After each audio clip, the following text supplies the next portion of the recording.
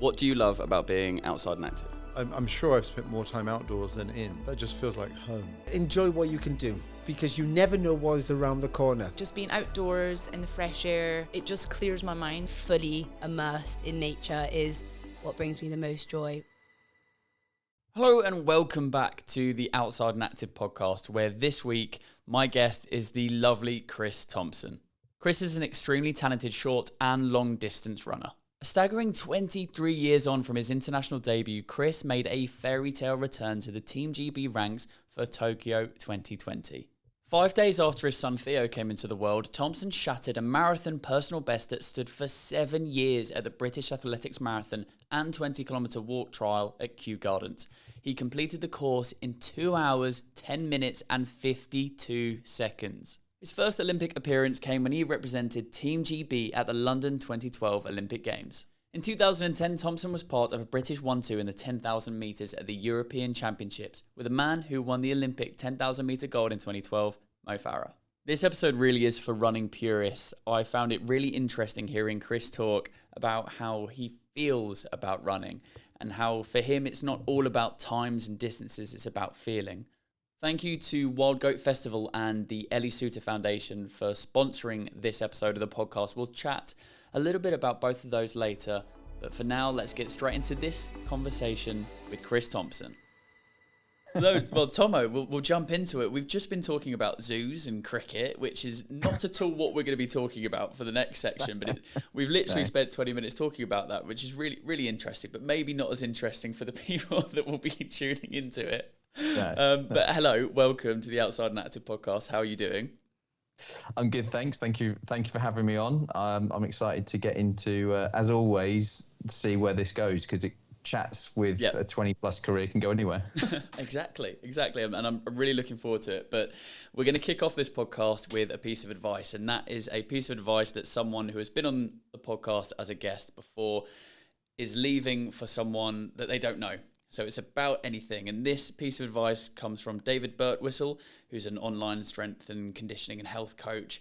And he's taking on his first ultra marathon this weekend as of when we're recording it. And his piece of advice to you is just take everything one step at a time, focus on one thing and do it properly. So I guess the question leading on from that is, what's the one thing you're focusing on right now other than the cricket? And are you able to do that even?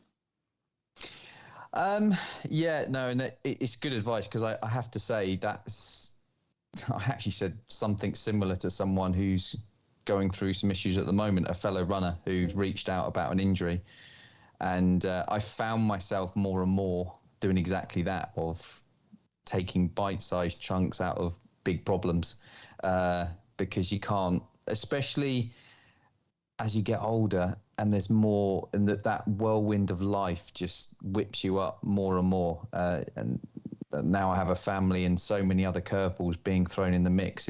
You got to really try not to take on the world in one big step. So at the moment, when I used to be a runner, it used to be focus on whatever big aim I had.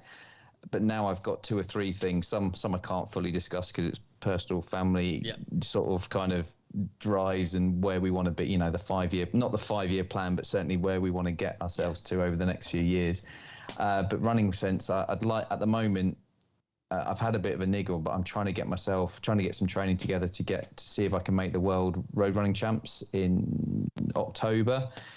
And at the moment, I'm putting a race plan together to hopefully maybe run a marathon later in the year. But as I say all this is all very much like kind of, I need to get back training first and foremost. So I've put those things in place.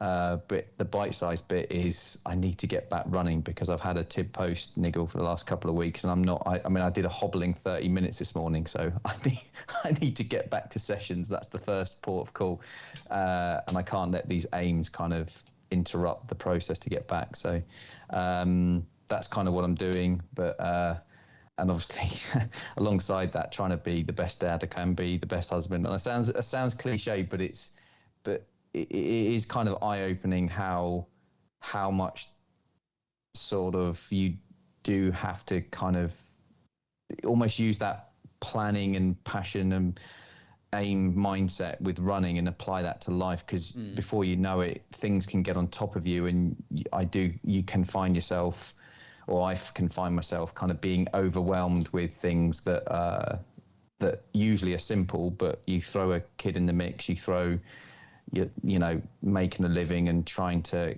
keep everything above water. It's a big juggle, which I like and enjoy, but you do have to be mindful of things. So yeah, that's quite interesting. Just picking up on that, what characteristics do you take from running career into everyday life? Commitment, scheduling, motivation, stuff like that.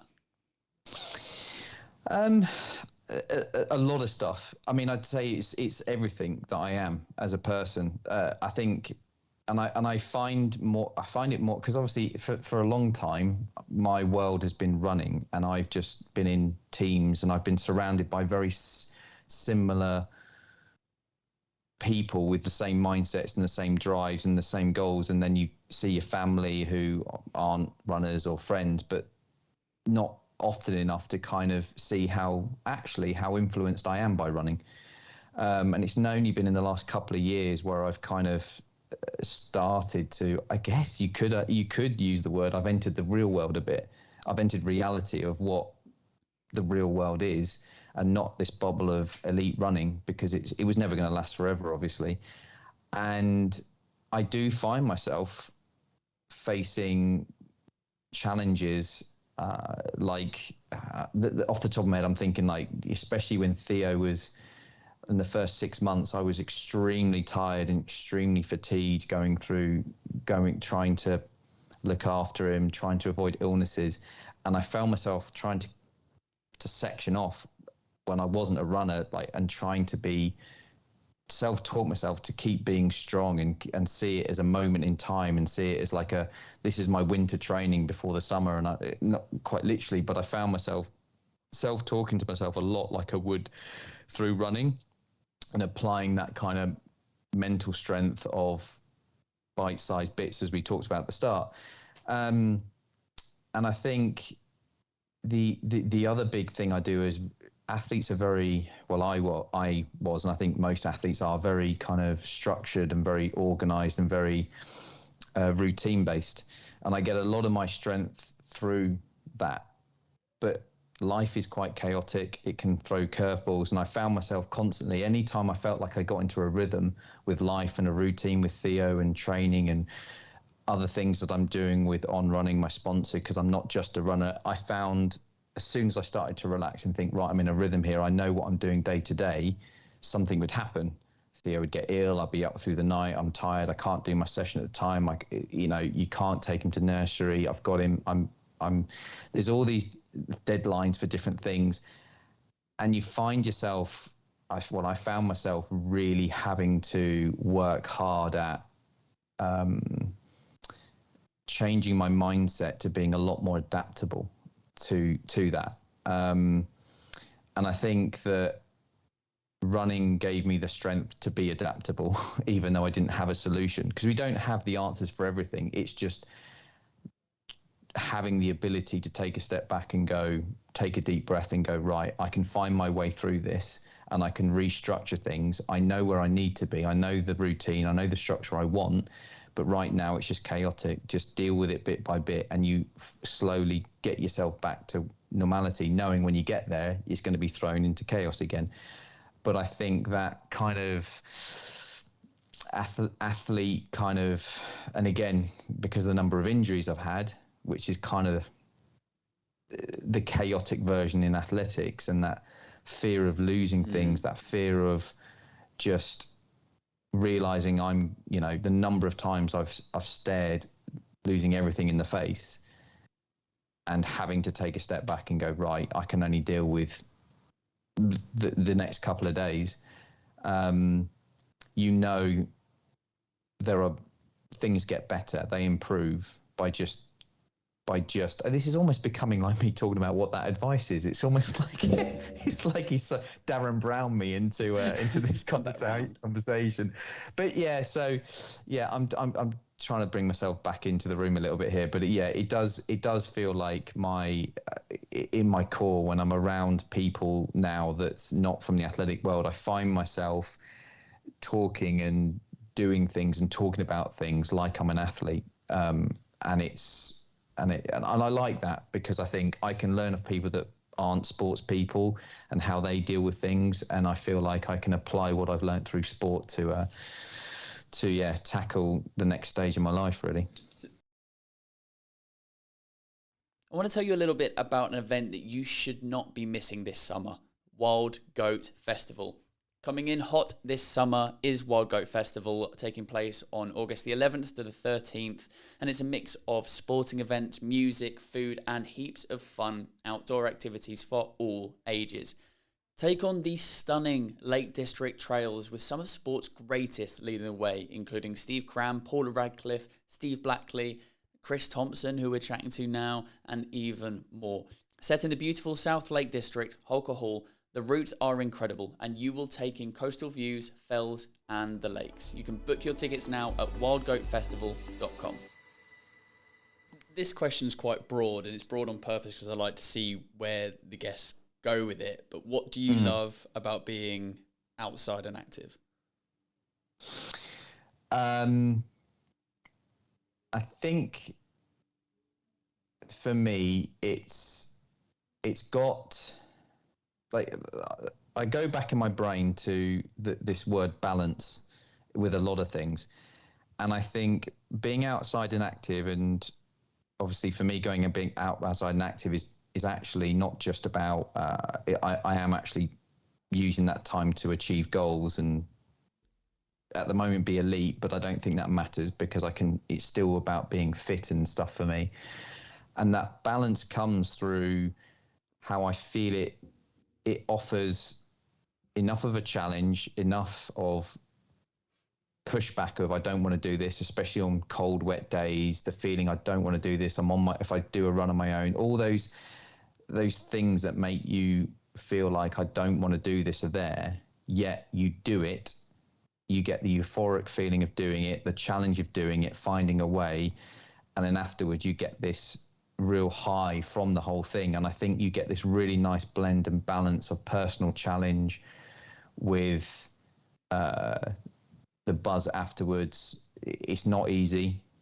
It's as difficult as you make it. The variety you get, the air, there's not a lot you missing from outdoor activity for me, because like if I went for a walk, which is not physically challenging, that's great and it's fresh air and it represents one thing, but pushing my body to its limit is not as relaxing as going for a steady walk, but it challenges me mentally, and I find coping strategies that I come out the other side and I feel like I can finish a session and feel like I can take on the world with problems or situations I'm having in life.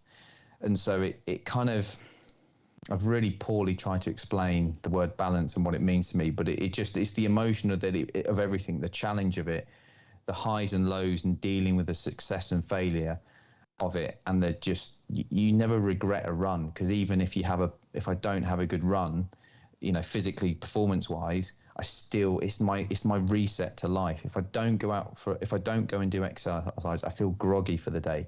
If I go out the door and do something, I come back and it just resets me. It's like my reset button in life, whatever it is I'm going out to do. So, I think, and again, taking myself off down another route here, when I was growing up, I wasn't in love with running. I was in love with pushing my body, and I just became very obsessed with how I felt. Very quickly, I found myself kind of getting a real kick out of how hard can I push myself. And I can remember when I was like 16, 17 at training sessions at Aldershot, getting a real buzz out of just trying to go faster and faster and faster, and just really enjoying that kind of weird sort of twisted, like of pain, just pushing myself. It was weird. Is it breaking barriers as well, like seeing how far you could push yourself on a metric side, or is it more on a feeling side? Feeling. It was all feeling, because again, to me, times and stuff didn't matter to me then. Right. So if I was on a field or on a track, like at that point, I had nothing to compare it to, really. So it was if there was any comparison, it was with the athletes I was running with and friends I was running with. But I just internally very quickly got to grips with this feeling of taking myself to this edge, this physical edge. And I remember, and again, my mate actually brought it up to me like a few years ago. And this is going back to when we were 16, 17, and he brought it up to me. And I was doing this grass session, and I can't for the life of me remember the distance of the reps or the recovery or anything. I can't remember. All I remember was just legging it every rep. And every time I just ran as hard as I could. And every time I finished the rep, I was like whooping, going, come on, just like this. I was just got into this frenzy of just I couldn't exhaust myself enough. And the reason my mate brought it up was because he really peed him off. And he remembered it as a really annoying thing. But I remember it as being a moment of, wow, I really found this tipping point for me. And as you get older, you then you use, like you're saying, the metrics of times and stuff, because that's another way of measuring you are getting quicker and quicker. And that kind of obsession with pushing myself, hence why when I got injured, I'd use cross training, and I was at home with it, because the metric I loved and fell in love with of pushing myself, I could apply that to cross training. It didn't matter where I was running, cross training, aqua jogging, whatever it was, it didn't matter. Which is why I think I got through a lot of injuries, is because I was just married to that.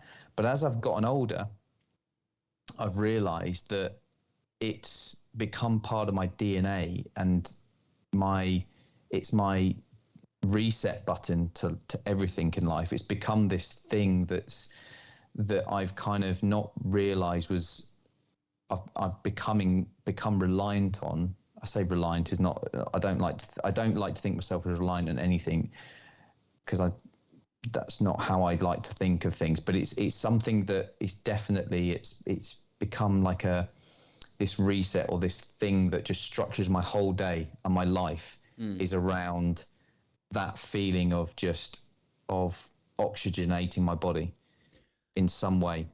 And from a young age, it was clearly part of my DNA to do that to myself. And it's obviously, I'm not going to be able to do that for the rest of my life, because that's too draining, but it still manifests in a different way of going out the door and breathing in as much oxygen as I can, which unfortunately, well, I say unfortunately, fortunately is a lot, which is why I could do what I could do.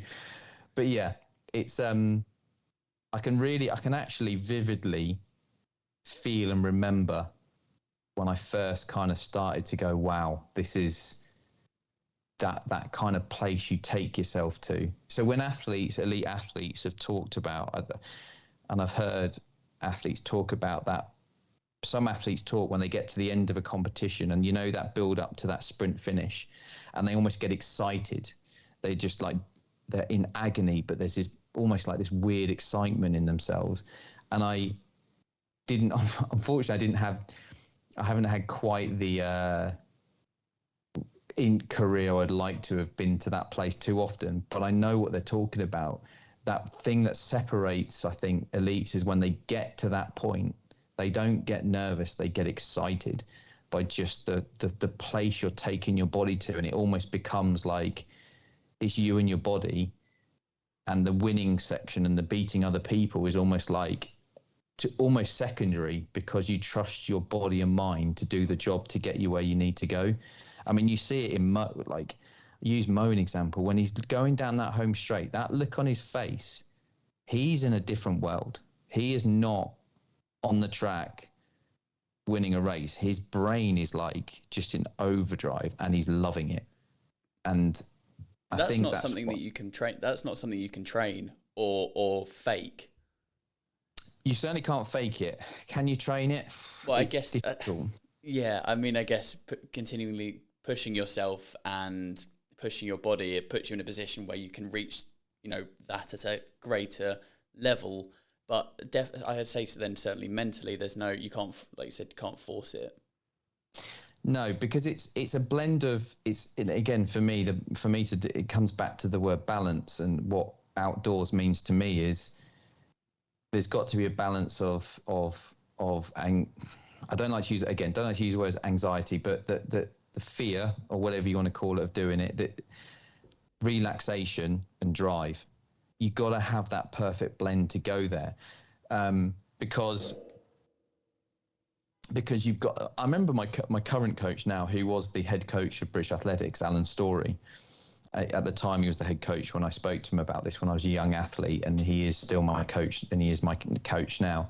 And I remember him saying, I used to wake up some mornings thinking, oh, God, I've got a hard session today, and dread it, because that pushing of my body became like almost started to tilt into like a real fear of it, because I knew what I had to do I had to take myself to this place again, and I'm like, oh, I've got to go back there again. I've got to go back. I remember it after 4 or 5 years of doing it, it started to become like, oh, a fearful thing. And I spoke to him, and I didn't ask him about it. He just brought it up. He said to me, if you don't wake up scared by what you've got to do or fearing the session you've got, you're not in the right headspace. And I thought, yeah, he's right. You need to respect it. It's like when athletes make rounds of a 15 look iffy because they're trying to feel easy. I always hated the heats of a 5 because all I wanted to do was feel easy, because the main round's the final. So it's you're starting off on the wrong foot, because you're not respecting the fact you still need to be 100% mentally. You may physically not need to exert the full 100%, but you mentally need to expect yourself to be ready to do it. And so heats became this or this kind of nuisance. And so if you didn't fear the session of where you're trying to take yourself, or fear the competition, you're not ready, because you needed that to get yourself in the right mental state to respect the challenge that's ahead of you. So that was and again, there was a few other incidents when I was a kid that kind of helped blend that, how I took this kind of this love for pushing myself, how I had to mold it into what it was going to be sustainable. Because again, another thing as you learn as you get older is nothing is sustainable forever. You're always adapting mentally and physically to what's going on around you. And I've rebirthed so many times in sport, mentally and physically, to keep myself going. And I think that's what I've realized again with my career, that I've been doing this for, my first GB vest was 98. So we're going back a long, last century. And I'm not the same person I was then. I've not been, it's almost like I've kind of chameleoned myself every 5-6 years based on what's going on. And I think even now as I transition towards out of elite running, it's how can I take everything and all those learnings and apply that to life? Because the one thing I do know is, if I'm not waking up out of bed in the morning having a little bit of fear of whatever I'm going to do in the day, and thinking this is going to push me today, then I might struggle, because again, I'm used to waking up tired is a bit annoying, but waking up thinking today's going to represent, there's going to be a fair few challenges today, and at least one of them needs to be outdoors, then I know at the end of the day, as much as I might like to just sit down and watch a few films, I know I'll have a better experience getting into bed at night by having those things in, and how I can sort of slowly apply that. And my wife and my wife's an ex-Olympian 800-meter runner, Gemma Simpson, now Thompson. Bless her, she put up a fight to change her name. But she succumbed to the Thompson. She only had to change a few letters, so I don't know what the big deal was. But we talk all the time, like now, because she's been retired 5 or 6 years now. And we talk a lot about especially now that we have a young family of, you know, we talk a lot about how we want to control our life more than life controls us.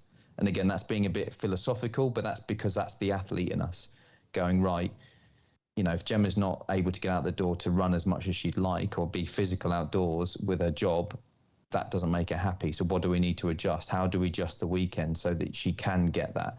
What kind of things can we put in the diary that helps to achieve that? So it's, you know, the last thing we want is for all these years of running to go to waste and not be still part of our life in some way. So yeah. The Ellie Suter Foundation was set up to support young winter sports athletes through funding initiatives and coaching them through the pressures of professional competition following the tragic death of Ellie Suter in 2018. Importantly, the foundation is now focused on raising awareness of the dangers of concussion and has recently partnered with Impact Online Concussion Testing. The Impact Baseline Test is an online assessment which measures functioning of the brain in a healthy state. Take the test and store it on the free app provided so you can carry it with you.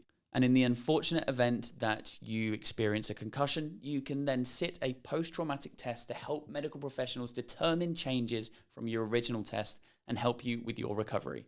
Protect your brain health. Purchase your online test now for just £12 through the elliesuter.foundation. It's interesting saying about waking up every day and wanting or expecting to do something difficult. That sort of plays into the idea of getting comfortable being uncomfortable. And I think that's quite a good, can be quite a good advice for a lot of people that are listening, that actually, if you're not, you know, if you're in a position to do so, if you're not pushing yourself within your job or exercise or whatever it may be, then you're sitting at a sort of plateau and constant, you know, and depending on what your goals are, like for you, it's pushing your body and pushing yourself or wanting to achieve something. Getting comfortable being uncomfortable is quite important. It absolutely, because it's again I often say to myself, what's the pea? Have you heard of the Princess and the Pea fable? No, please tell me. Have you not? It's again, it's not it's not I've slightly tweaked the meaning behind it, so therefore, like, so in terms of for my thing, but the idea is a princess is on a mattress and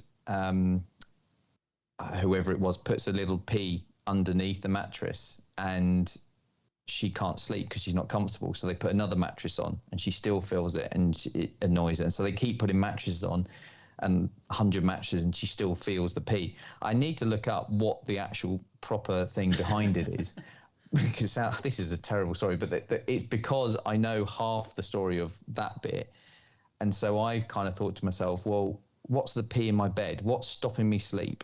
That's how I've twisted it in my mind. So in my mind, it's like, you know, I'd love to not have any peas in my bed so I can have a great night's sleep. But reality is that pee in my bed is what keeps me fighting and breathing to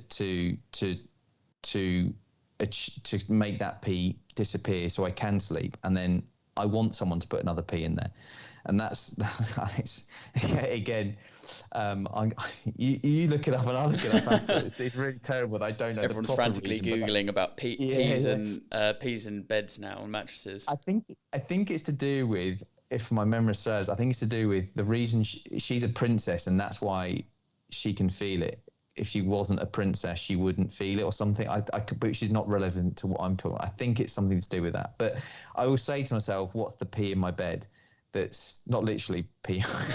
Well, I don't think pee has ever been said so many times in an interview I've done, or maybe even just in a conversation. Well, yeah, I need to. Yeah, it's PEA, not the other one. So it's So it leads into your being comfortable about being uncomfortable, because I think as well we are by our very nature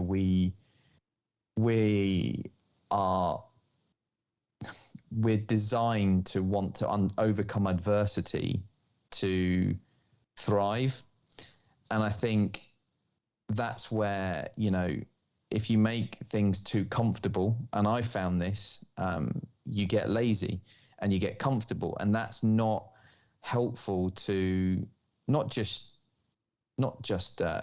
generally in life, but to your own psyche. I mean, it's what the saying of idle minds is the devil's work, and I think that's where for me, I'm very conscious that when I do get frustrated or find things difficult, it's like, well, actually, this is good. That's a good thing, even though it's a challenge and difficult, and I don't like it, because I don't want to retire from life early.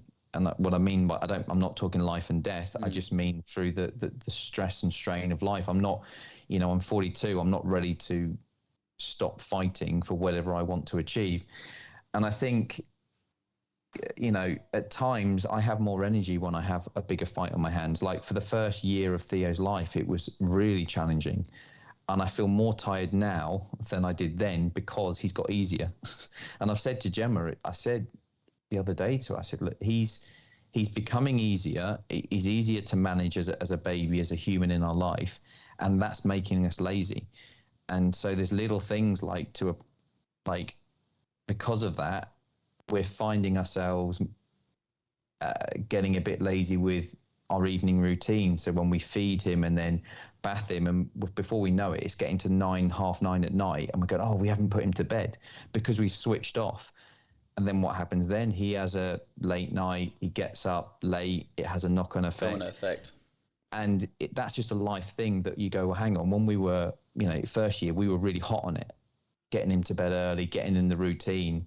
And we were like, no, we're getting lazy because he's easier, and we're finding him more fun. We want to keep him up at night. And so that's a kind of a real life thing of recently, and we're trying to get him back. So last night, this is a very recent thing, and we got him to bed at 8:30, and we're like, we need to keep nudging that, bring it forward, because again, it's just, it's woken us up a bit to the fact we're getting a bit lazy. So I think, we are personally, I think we are programmed to need a challenge, and I think we're programmed to have to fight for things.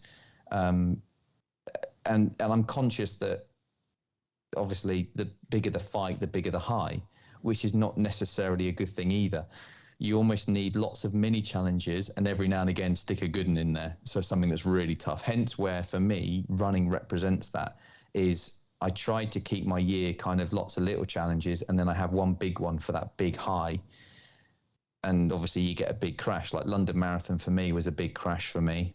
And that's part of the reason I got lazy. I picked up a niggle, and now I'm having to reset and get back to those mini kind of challenges, and then go for another big high, big crash. And so it's kind of, it's, I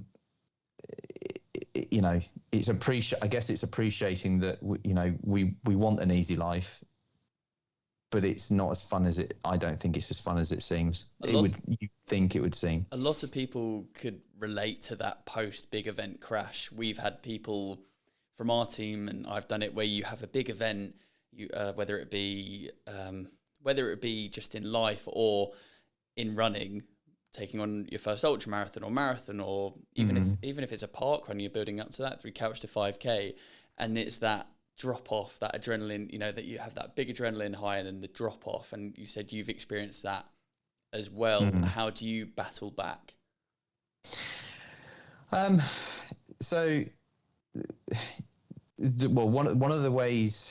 of the things I do, because I know it's coming, I put things in place. So after this London, I did a couple of 10Ks 2 and 3 weeks post to kind of taper off that feeling. So I knew, because it was a marathon that was my particular peak. After marathon training, you do need time off, and it's really easy after a long race like that to take a week becomes 2 weeks, become 3 weeks, become 4 weeks, and before you know it, you've taken 6 weeks off, and you're so deconditioned that you've created a big hole. So I put little things like that in to sort of taper off, and I think for me, I've gotten used to the fact you just have to accept, that you're going to get a low after the initial high, and it's kind of, I kind of tried to take it easy on myself of just allowing myself to flop, and using those races to keep some sort of structure and discipline. So there's something in there that, do I want to run a 10K 2 weeks after a marathon? Not really. But I'll just do it to kind of force myself not to go too low. And then hopefully the low's not as big, having those aims and having some form of structure. Because, I still ate my pizza. I still had a couple of beers. But knowing that's there stops you being too stupid with late nights or too stupid with junk food. And then hopefully when you start to come out of it, I have to say about 3 or 4 weeks after, by putting them in and allowing myself to go do it, I found myself kind of going, oh, I'm quite motivated again, because I've sort of brought the floor of, I was going to say ceiling, but you know what I mean? The kind of how low I crashed, I tried to keep it low by putting things that actually I didn't really want there. So again, it falls in line with putting something in. I don't really want to do this. It's annoying, but it stopped me from making too many bad habits. Because again, by having a physical aim in life or a physical thing in your life, it gives you more of a reason to be healthier or in a better routine, because I don't know, and I see it with my wife. For Gemma, if she's got a big day of meetings, she doesn't think to herself early night. She'll be up till stupid o'clock planning. She'll get a late night. She might even have a drink just to chill herself out. There's no motivation to be healthy for the meetings in a room, because all she's got to do is get up, wake up, have a coffee, sit in front of a computer. For me, if I've got a big day the next day, it's a session. I need an early night. I need to drink. It's like, because the aim involves me looking after myself. And so therefore, again, those races represented stopping me making too many mistakes. Mistakes is not the right word, but letting go too much. And so again, it's a nuisance, but you'd rather I'm not there, but it sort of helped me. But I'm very good at, I've gotten used to, so rather than say very good, I'm not bad at knowing feelings and are only a moment in time and the cause of them. Do you know what I mean? So it's like, after my first ever marathon, I felt really down for like a good couple of weeks. I couldn't understand why. I felt really kind of fed up and miserable.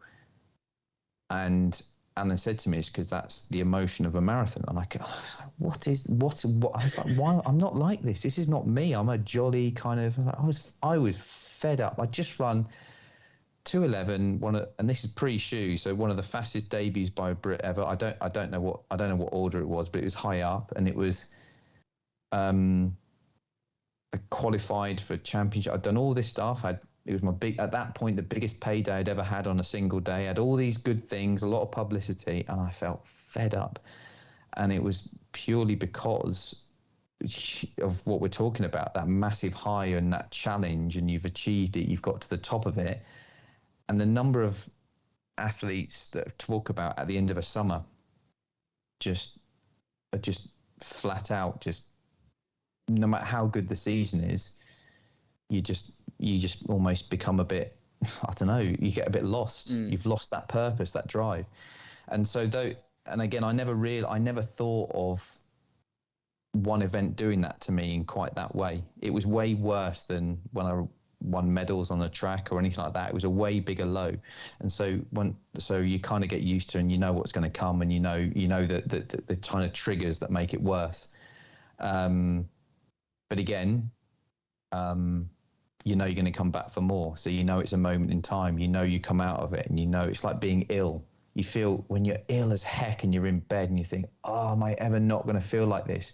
But in the back of your mind, you won't. You will feel better. You don't know how, you don't know when, you don't know how long it's to take, but you will feel better. That's a great metaphor, yeah. It's fascinating that the way you talk about running is very much emotional and feeling. But when you cross over to that elite line, there surely at some point there's a time when metrics do come into it, and you do have to think about times and qualifying and pacings and all of these things that may start to shift that balance with the enjoyment and the feeling. Yeah, which is, again, I think I touched on it earlier, when as I got older in my younger days, you do start to compare, contrast, and times matter, qualifying times matter. And you have to learn to drip feed that in of how you balance that. So I developed a relationship with the clock and the track, and how I would. So, for instance, that again, my first memory of trying to work with a clock system was I'd run 800 meters reps. So I would do 6 times 800 off a lap jog, so about 3 minutes recovery. So this is going back when I was 18, 19. And I had, because of the way I pushed myself, I had this habit of going out very hard. So I would invariably run like a 61st lap, and then I'd hold on. And so that was I would almost ignore the clock on the first lap. And then once I saw my split, I would then adjust to go, what am I fighting for the second lap? And the second lap was about the clock. And so I kind of drip fed that feeling of what I was trying to do. And I remember I got in, it became this habit where I would be a bit of a last lap. I developed this, I don't know what you call it, like I'd almost got this reputation for being a last rep hero with what I would do. So I remember doing 6-800s, and I would go out in, like I say, 60, and then usually ran around a 65 second lap. So I'd run about 204, 205, whatever it was, for 800s for like 5. So I was only 18 at the time. And then people would stop and watch me for the last rep, and most of my training partners would stop by then. And there was a few sessions like this, but this one particular one I remember at the time. And I remember that everyone stopped, and I saw everyone was looking at me, and I thought, right, the adrenaline kicked in, and I said to myself, go as hard as you can for the first lap. And I ran a 56 first lap, and then I was like, right, Thompson, you've got to hang on, because at that point you realise how quick you're going. I was like, you've got to hang on. And bear in mind, at the time, my PB for 800, I'd never broken 2 minutes. And I thought, I've got to hang on here.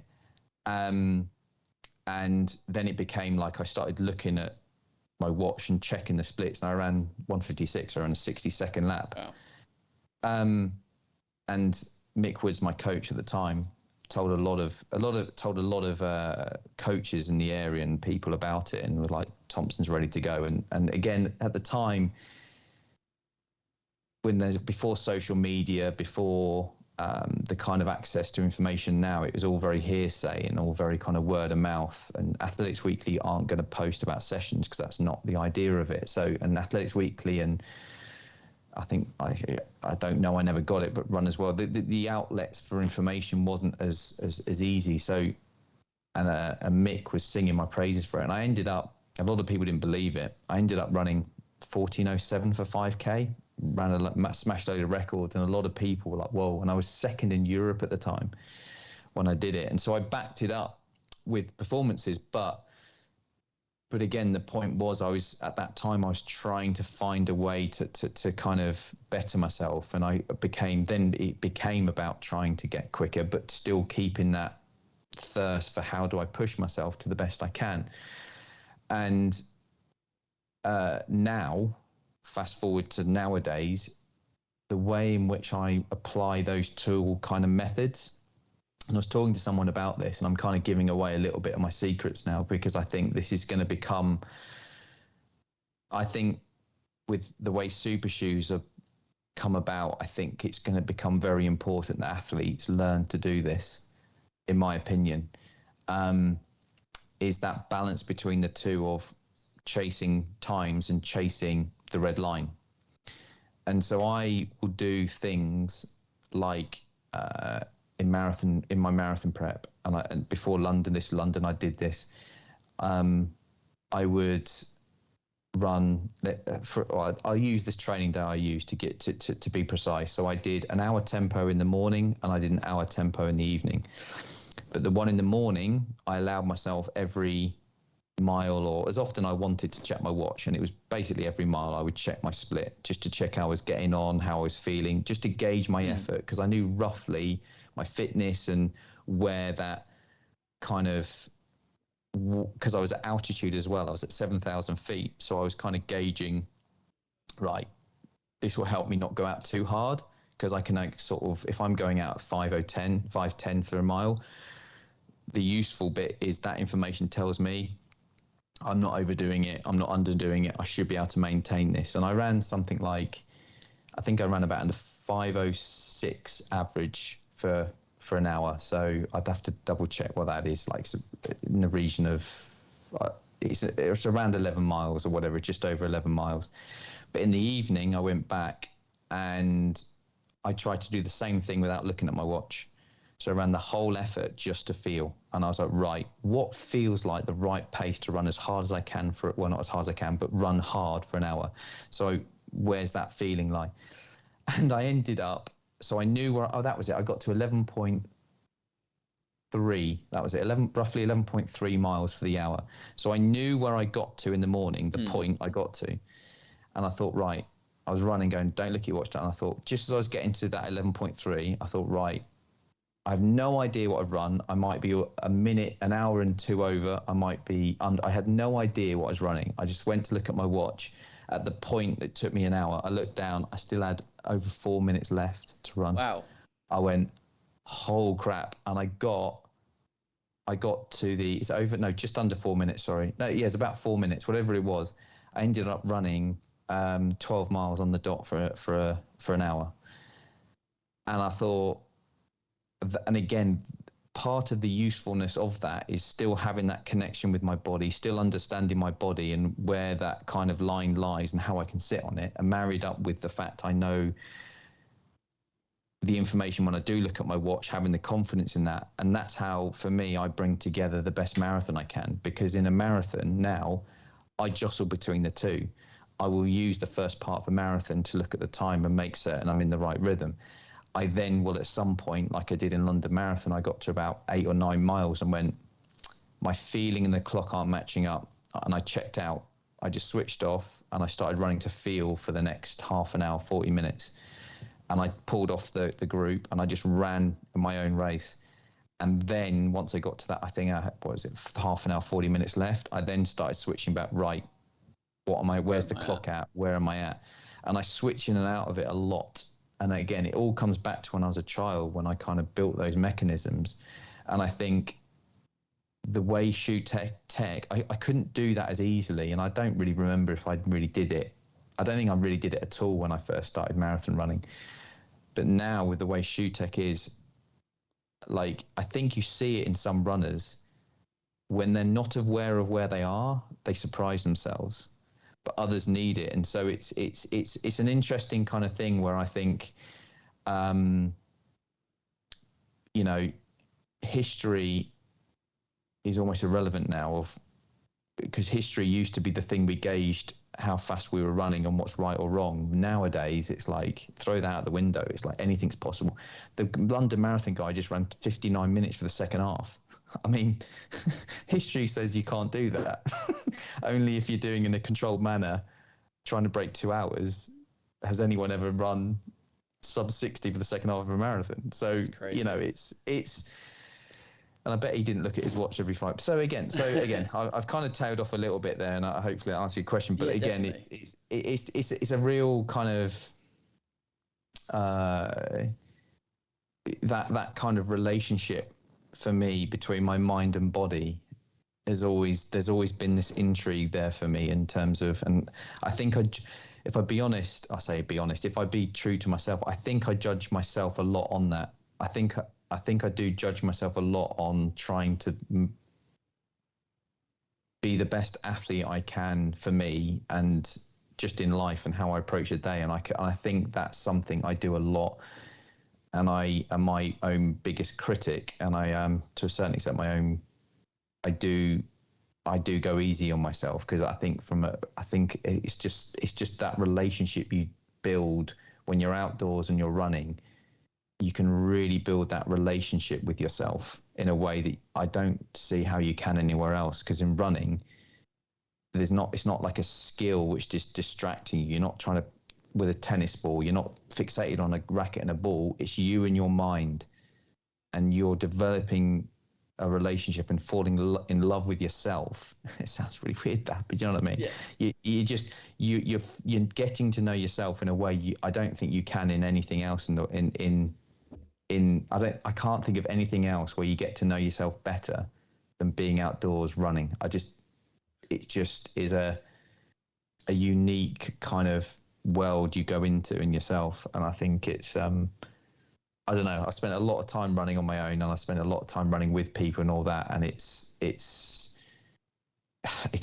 again, not quite literally, but it sounds a cliche to say my best ideas come when I'm out running, but things do feel a lot clearer. They do feel, and I do write down things when I come home.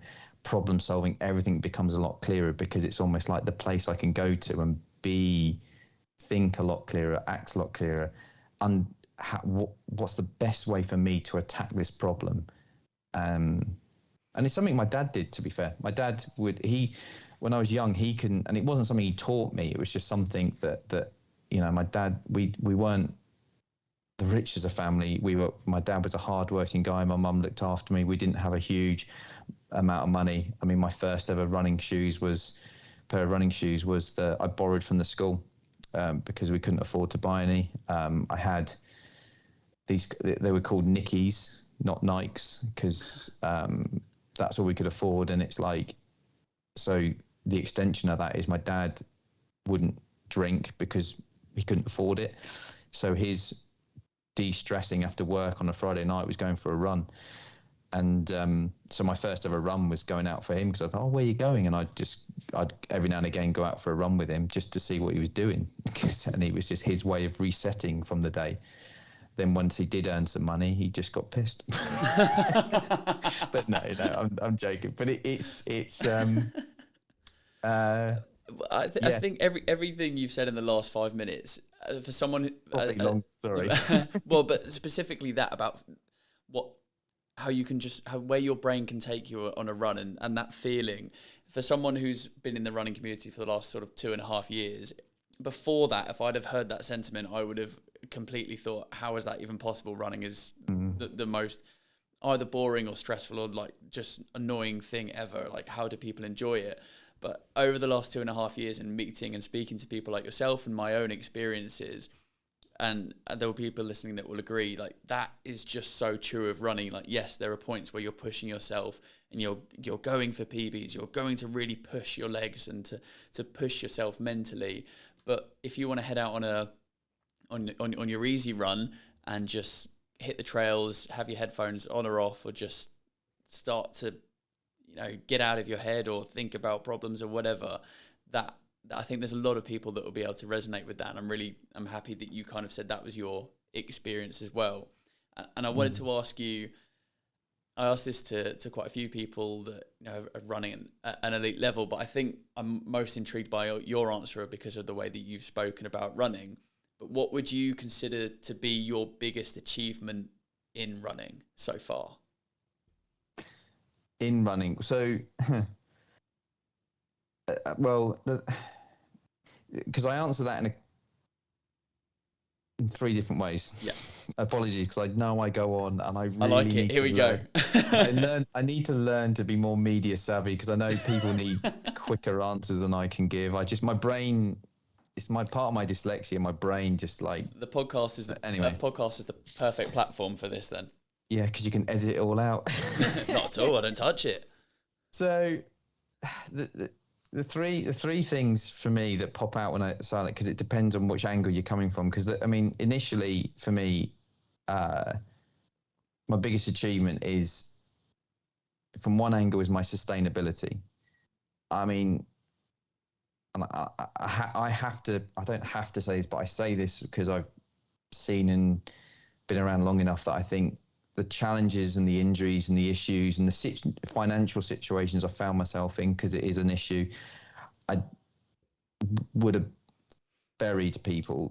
And I'm very proud of the sustainability, and I've managed to keep myself relevant and keep making teams as long as I have. That's, for me, is as big of an achievement, broadly speaking, as I think anything I've done, because of, you know, the amount of times I've been told I'm done, not just from doctors, from other coaches, people looking in, and none of them are wrong.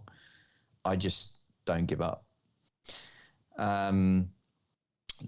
In terms of actual physical performance, I would, again, I mean, I could even subgroup that a couple of times, because to this day, I don't know how I ran 2:15 in the marathon in London in 2016 at the Olympic trials. I have no idea how I managed to run 2:15. I did that off, I mean, I'd been running 4 or 5 weeks. Wow. I'd been out for so long. Even at the time, I remember thinking to myself, I'm making this team, and I kept believing it till I didn't. I mean, that again, there's a whole story behind that, but that was ridiculous. I look back and think, I don't know how I did that. But in actual physical achievement, it's either going to be my European silver medal or my 27, which again, that's kind of the simple answer to physical peak in terms of best performances. But it's for me, that's kind of a boring answer, because we all feel like we could run quicker. We all feel like we could have done more as athletes. And so to a certain extent, I'm going, well, that's the closest I got probably to a physical peak. Yeah. But it's not. And hence why I don't really judge myself on that. But the final bit of the three things is, and it's the thing that will, and I get a little bit, and people who do know me know I get a bit choked when I think about it, is my Kew Garden Olympic trials win. Because, and the reason that was so special was because, again, when you think about running, you're just thinking about the performance. But for me, it was like, you know, on the Friday, I'm running the race. On the Monday before, I've become a dad. I've shattered my hand and broken bones. I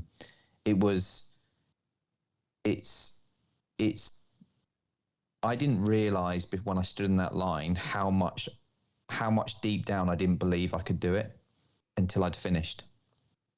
And that's why I know I can. My wife calls me stubborn and cocky and all these things, and she's right, because I had no right making that team, none at all. And it's the only time when I finished, the reason for that outburst is because I'd somehow suppressed the fact that I truly didn't believe it was possible. I'd somehow swallowed it deep to the point where I'd built myself up to go, yep, I've had no sleep this week. I don't care if I can't pick up the bottle. I don't care about what's happened over the last 8 weeks. I'm making this team. And I'd somehow screwed up this piece of paper of disbelief and shoved it so far deep inside me.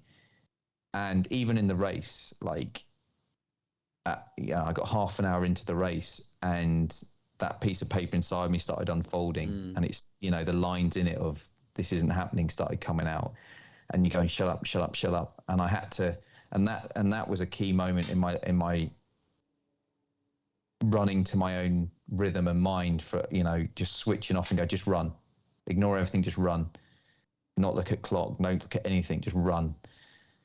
And I heavily relied on that inner nature in myself to be able to do that. And so that's why it felt such a proud moment of, I didn't, like I say, it sounds a really strange thing to say, but I had no idea how much I didn't believe, because I didn't let it. Because that week, even my wife said at home, like, we got my son home, and anyone who's had a child knows that not everyone, I guess, feels like this, but we certainly did. We felt like, how are we allowed to take this little thing home with us? You're letting us take it home, even though it's our child. It's almost like, no, we don't know what we're doing. What are you talking about? Like, you're taking this little helpless thing home with you. And in my brain, I was like, yep, I know what to do. Get him home. Let's go. And like, my wife was completely acting normally, and I was acting completely irrationally of, yeah, I know what I'm doing. Yeah, we do this, we do that.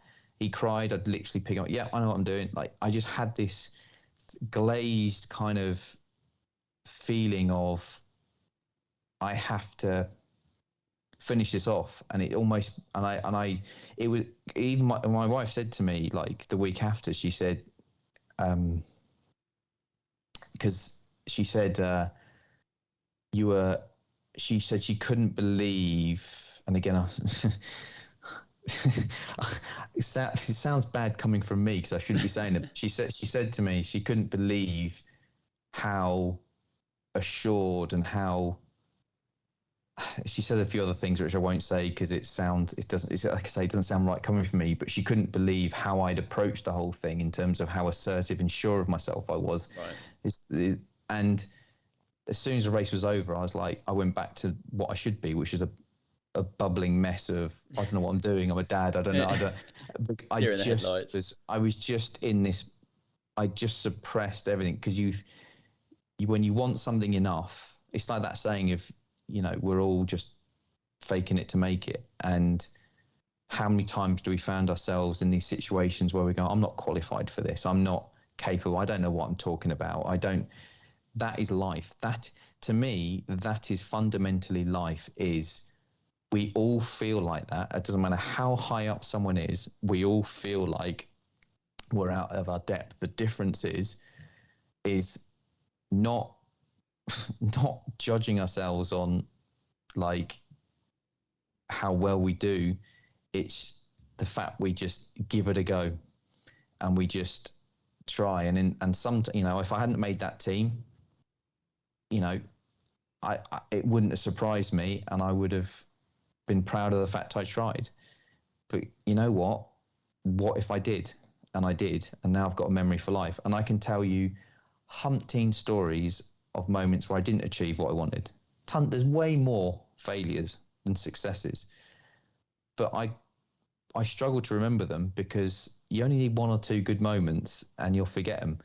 And the part of the reason that was a success is because of the number of times I buggered it up and I believed in something stupid. And that, again, sounds crazy, but and it sounds cliche, and you hear these little, and this is relevant today, the number of times you see on social media these little snapshots of people giving one-liners about, it's not how many times you get knocked down, it's how many times you get up, and all these cliches. And it's, to a certain extent, I think people can get carried away in the initial moment of hearing it and going, yeah, cool.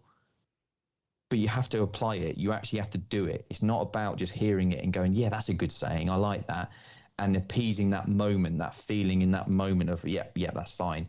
It's you make it your being, you make it everything you are. And I tell you, and like I say, this is a bloody long answer to your question, and I keep doing it, and I'm so sorry, but you asked me your best athletic achievement, but that's why, because it had everything in it. That Kew Gardens had absolutely every emotion, everything.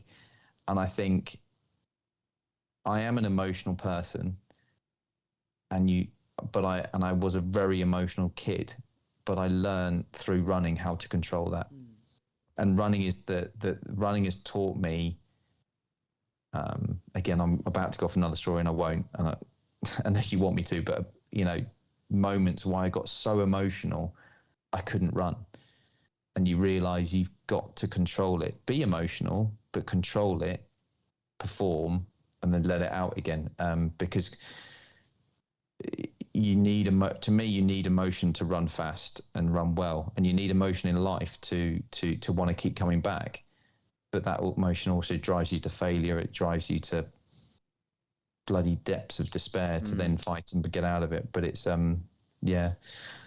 A lot of what you've said can be surmised in the quote that you have in your Instagram.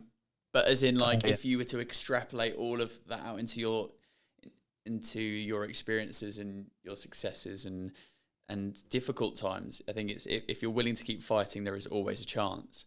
And that, in that story about the qualification at Kew with just after your son was born is extraordinary. And I was going to ask you about that, so I'm glad that you've spoken about that, because and getting, unpicking what is a 2-sentence sort of headline into actually what the experience was and how it felt and wanting something that you suppressed all of these negative emotions and sleep and physical, all the things that were against you that should have not happened, to then go and run that qualification time is quite extraordinary. And I can see it if you're listening to this, I can see it on Zombo's face, like massively, like recounting everything and that feeling and going back through it. And if you're watching, you will see it as well. But yeah, an extraordinary feeling. I imagine. Thank you for sharing it with us. No probs. Sorry it take so long. I love it. I need training to nutshell things, and I apologise. I'm terrible with it. It's sometimes my wife, before I even know my mouth, she goes, "Oh, you're boring me," and I've not even said a word. How long do I need to schedule in for the conversation? Well, one of my aims of having these conversations with people such as yourself is to inspire people in their own journey and take fragments of conversations and advice and people's experiences to implement into their own lives. And I think this is an example of one of the best examples for a conversation that will play into that. And so I thank you for that. But kind of speaking on inspiration and fun of running and exercise, I kind of want us to finish talking about an event that you're involved with and you're going to be involved in, and you are now officially named a GOAT.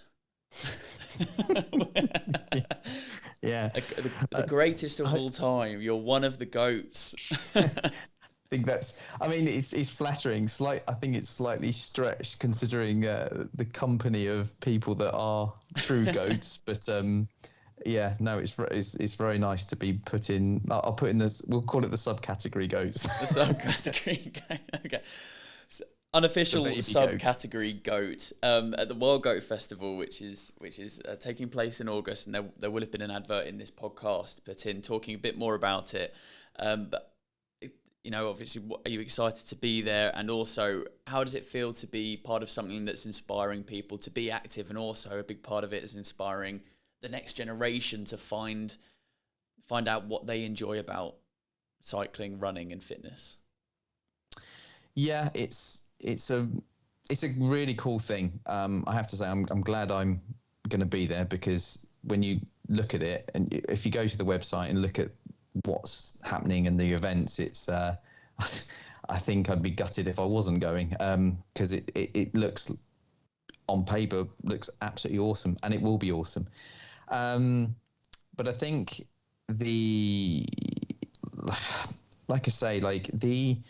like you said about the different things of inspiring and being around the company of some of the fantastic athletes that will be there, and the opportunity for the younger generation to participate in whatever form takes their fancy, because again, there is so much on offer. This isn't just about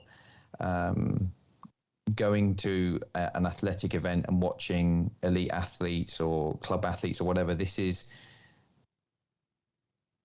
seeing goats or great athletes in a very social, very free roaming environment. And I think that's a very cool thing for that the event has. And while people can be physical, they can camp. There's baking shows going on. There's nutrition talks. It's informative. It's fun. There's games. There's the Paula's family run. There's literally something for all age groups. I mean, my son is 2 and a bit, and so we'll be going as a family. So even though I'm meant to be a goat, I'll be maximising the fact that this is going to be a fun weekend for the family.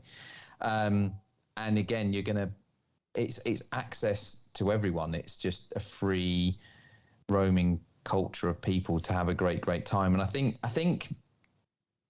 I was looking at the site and thinking to myself about how you describe this, and it's one of those few things where actually when you just look at the event schedule and what's on offer in the map, that to me is as exciting, just looking at the different things, because you can't put into words all the different things that's going to be available quite easily. And again, I'm from Cumbria as well, and that makes it a massive thing for me as well, because it's my home home county, and yeah, a lot of my family. Well, it's my dad's side of my family, and I was born up there, so I've got a lot of family still up there. Hopefully, some of them are going to come along. I don't know; they haven't confirmed yes or no to me yet. But yeah, it's just I think it's, when you look at it, there's nothing else quite like it on the calendar when it comes to bringing family, the different kind of activities, the relaxed nature of it, and being outdoors. I mean, and again, being able to, you can go along as a day, you can go along all weekend. It's what you want to make of it, and a setting like the Lake District and Holker Hall, you can't really beat Beautiful. It. But it's stunning. Are you going? Well, we hope so. We hope that the O&A team are going to be going. We've been chatting to the team that have been organising it, and I know Steve and Josie Cram have been putting in a lot of effort to make it as awesome as what you've just spoken about. So no, we're looking forward to it. Yeah, it really is. I think the thing as well, because it's because it's the first year, I think as well. I think it's something that, again, sounds like I'm being a bit biased, but because I'm being involved, but I don't think it is I think this event can only go one direction and grow as people see and feel it and touch it for the first time, because the people behind it and the passion and how much they love, this is something that people are putting their passion and love and trying to bring other people into that bubble. And I think that's what makes it brilliant. This isn't just being put on for the sake of it or being put on for something to do. This is a passionate group of people that have achieved a lot in their careers, and from all different worlds: triathlon, the Great British Bake Off, running, marathon, track, all these different things, javelin throwing in Steve Backley, swimming with Karen. And it's like coming together and being passionate, and that can be fed off for anyone that wants to come along and join. And I think that's a really cool thing, in my opinion. I'm just glad. I am genuinely really excited to go. I can't wait, and I can't wait to see Theo's face when he races Isla and Raf, Paula's kiddies. Race number 1. There'll be some competition there. Yeah, there's going to be some competition. There's competition, but it's all in light-hearted, like, kind of thing. Yeah. So yeah, but yeah, no, it will be awesome. I'm sure we'll get the weather for it being in August as well. Absolutely. Get the rain out of the way now, because it's been raining recently. Yeah, I'm sure we'll get past it. Tomo, thank you so much for talking about Wild Goat. We're looking forward to it, but also, I can't tell you how thankful I am for your time to talk about your experiences, especially whilst the cricket's on. It seemed like an age ago we were talking about the cricket, so that's probably now what we're gonna have to go and catch up on and see what's happened. But the final thing from you, and again, I'm really looking forward to this, is I gave you a piece of advice at the beginning of the conversation from David. And now it's your opportunity to pass on a piece of advice to someone coming onto the podcast in the near future. So many things that go through my head. That's the problem. I don't. You've used them all up. I know. Well, it's because you reminded me of my Instagram thing, and I've got that in my head now on my lead thing. I think I'll go with, because again, so many things are in my head, but I'll go with, it probably comes around that it's all about balance for me. I think whoever you have on next